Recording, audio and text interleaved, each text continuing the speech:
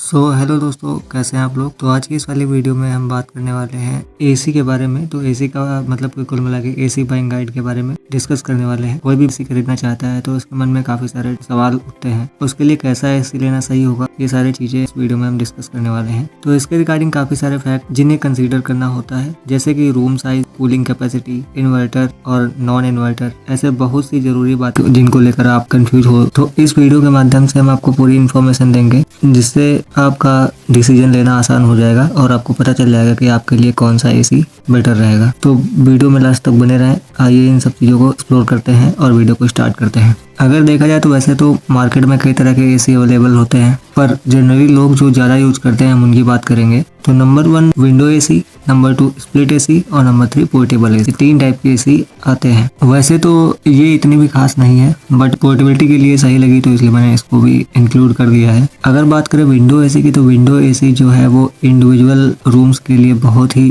Classic और किफ़ायती solution है। इसके डिजाइन और कंपोनेंट की बात करें तो इसे विंडो फ्रेम में फिट कर सकते हैं और इसमें सिंगल यूनिट ही होता है। और इसके फ्रंट पैनल में fan, temperature, lower control box और कुछ अदर सेटिंग्स होती हैं जिसे आप एडजस्ट कर सकते हैं। और इसके बाहर की तरफ कंडेंसर कोल होती है और इसके साथ साथ कंप्रेसर एंड एग्जॉस्ट फैन होता है। तो जनरली ये करता क्या है कि जो भी कूलिंग प्रोसेस के दौरान रूम से हीट जनरेट होती है, तो ये पार्ट जो है उस एयर को एनवायरनमेंट में बाहर रिलीज कर देता है। तो इसका एडवांटेज ये है कि ये अफोर्डेबल और इनका इंस्टॉलेशन आप खुद भी कर सकते हैं और ये कम समय लेता है कमरे को ठंडा करने में, और ये साइज में कम्पैक्ट होता है और ये छोटे स्पेस के लिए है। और इसके डिसएडवांटेज ये है कि सबसे मेन पॉइंट ये है कि इनमें एडवांस फीचर की कमी होती है। और दूसरा मेन पॉइंट जो कि विंडो के व्यू को भी बिगाड़ सकते हैं। अब नंबर 2 पे हमने जो रखा था वो स्प्लिट एसी रखा था, तो इसके बारे में थोड़ी सी बात करते हैं। ये अनडाउटली अपनी ग्रेटर एफिशिएंसी और इम्प्रेसिव परफॉर्मेंस के कारण अत्यधिक पसंदीदा विकल्पों में से एक है। मान लो ये लोगों की पॉपुलर चॉइस में से एक है। इसके डिजाइन एंड कंपोनेंट की जैसे कि नाम से ही समझ आता है, स्प्लिट यानी अलग अलग, मतलब कि 2 अलग अलग यूनिट होते हैं। एक आउटडोर यूनिट और एक इंडोर यूनिट होता है। इंडोर यूनिट में रेफ्रिजरेटर, कोल, ब्लोअर, फैन और एयर फिल्टर ये सब होता है, जिसे दीवार पर माउंट करते हैं। और दूसरा जो आउटडोर यूनिट होता है, जिसे रूफ, बालकनी या बाहर किसी भी एरिया में प्लेस किया जाता है। इसमें भी सेम प्रोसेस है। कमरे की हवा से जो हीट रिलीज होती है वह बाहर एनवायरनमेंट में निकल जाती है। इसका एडवांटेज ये है कि ये आवाज में शांत रहती है, ज्यादा आवाज नहीं करती है, क्योंकि इनमें आउटडोर यूनिट, कंप्रेसर और फैन जो होता है वो बाहर की तरफ होता है। ये जो एसी होती है एडवांस फीचर के साथ आती है। ये हाई एनर्जी एफिशिएंसी वाली होती है। और अगर बात करें बड़े एरिया को ठंडा करने में, तो ये पूरी तरीके से परफेक्ट होती है, बड़े एरिया को ठंडा करने में सक्षम होती है। आइए बात करते हैं इसके कुछ डिसएडवांटेज के बारे में। सबसे पहला डिसएडवांटेज ये है कि इसका प्राइस थोड़ा हाई होता है और मेंटेनेंस की थोड़ा ज़्यादा ज़रूरत होती है इसमें। और जब आप इसका इंस्टॉलेशन करवाएंगे तो आपको किसी प्रोफेशनल से ही करवाना पड़ेगा। आप इसका इंस्टॉलेशन खुद से नहीं कर सकते हैं, तो इसका इंस्टॉलेशन भी आपको प्रोफेशनल से ही करवाना पड़ेगा। और अब नेक्स्ट टाइप जो है वो है पोर्टेबल एसी। ये एसी मार्केट में एक नया एडिशन है। तो ये उन लोगों के लिए बेनिफिशियल हो सकती है जिनके पास लिमिटेड स्पेस हो, या अगर आप रेंटेड प्लेस में रहते हो जहाँ पर परमानेंट एसी ना इंस्टॉल कर सकते हो। तो इस एसी में कैस्टर व्हील होते हैं, जिससे इसे एक रूम से दूसरे रूम तक ले जाया जा सकता है। इसको सबसे बड़ा एडवांटेज तो मुझे इसमें यही लगा कि आप इसको एक रूम से दूसरे रूम में आसानी से ले जा सकते हैं, एक एसी को, और एक ऐसा एसी जो चलता फिरता है, आप कहीं भी उसको एडजस्ट कर सकते हैं। और ये सबसे अफोर्डेबल भी है। और एक मेन पॉइंट जो है, इसमें कोई इंस्टॉलेशन की जरूरत नहीं पड़ेगी आपको। इसके कुछ डिसएडवांटेज भी है। इनमें कूलिंग कैपेसिटी लिमिटेड होती है, वेंटिलेशन के लिए भी स्पेस चाहिए होगा,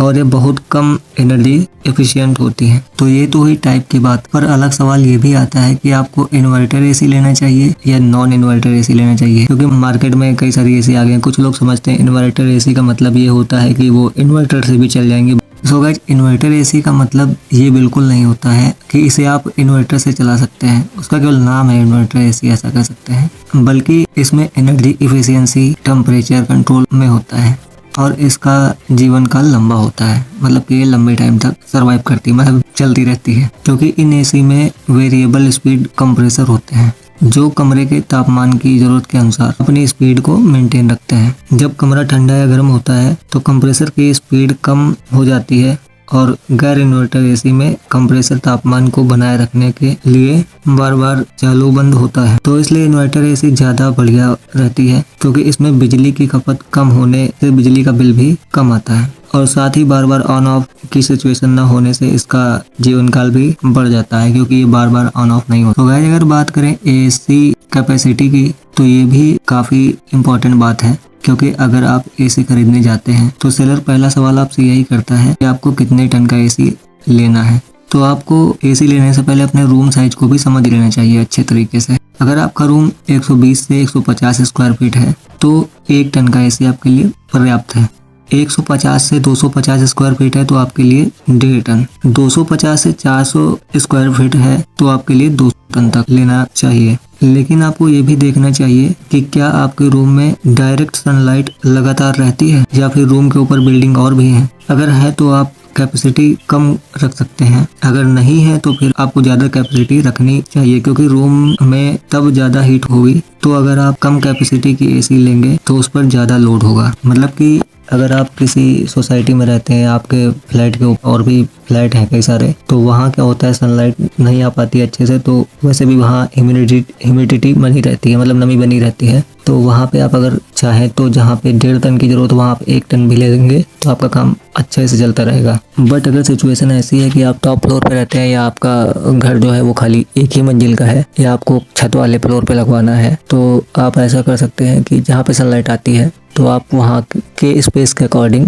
जितने टन का मैंने बताया उस हिसाब से आप देख के चार्ट और उतने टन का वहाँ पे लीजिए जितने वहाँ ज़रूरत है। और अब बात करते हैं स्टार रेटिंग की। तो आपको 1 स्टार एसी तब चुनना चाहिए जहाँ कम एसी यूज हो, जैसे कि गेस्ट रूम वगैरह। और 2 स्टार एसी इसमें मॉडरेट इफिशियंसी है, ये कम बिल रेट्स वाली एरिया के लिए ठीक होगी। और 3 स्टार एसी ये आपके लिए बैलेंस्ड ऑप्शन है, इनमें अच्छी इफिशियंसी होती है। एंड 4 स्टार एसी उन लोगों के लिए बेस्ट है जो एसी को ज्यादा यूज करते हैं और बिजली बिल पर बचत करना चाहते हैं। 5 स्टार एसी में हाई इफिशियंसी होती है, एंड अगर आप लॉन्ग टर्म सेविंग करना चाहते हैं तो ये आपके लिए सटीक ऑप्शन होगा। और ये बहुत सारे स्मार्ट फीचर्स के साथ आती है, जैसे ऑटो स्टार्ट, डीह्यूमिडिफिकेशन, 4-वे स्विंग, स्लीप टाइमर, जिससे रात में ऑटोमेटिकली टेम्परेचर एडजस्ट हो जाता है, एंड वाईफाई कनेक्टिविटी, जिससे आप फोन से ही आप ऑन ऑफ कर सकते हैं, शेड्यूल सेट कर सकते हैं, वगैरह वगैरह। और भी बहुत कुछ चीज़ें हैं जो आप कर सकते हैं, लेकिन वीडियो काफ़ी लंबी हो गई है तो मैंने मेन बातें आपको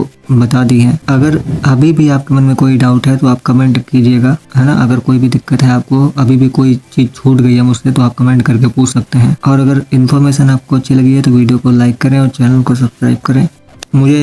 मैं आशा करता हूँ कि आपका जो कन्फ्यूजन रहा होगा कुछ हद तक तो मैंने दूर ही कर दिया होगा। अगर आप वीडियो पूरा देखेंगे तो आपको अच्छे से समझ में आ जाएगा। और हाँ, अगर मैं फिर से कह रहा हूँ, अगर कोई डाउट रह गया आपके मन में तो आप कमेंट करके बेझिझक पूछ सकते हैं, उसमें कोई प्रॉब्लम वाली बात नहीं है।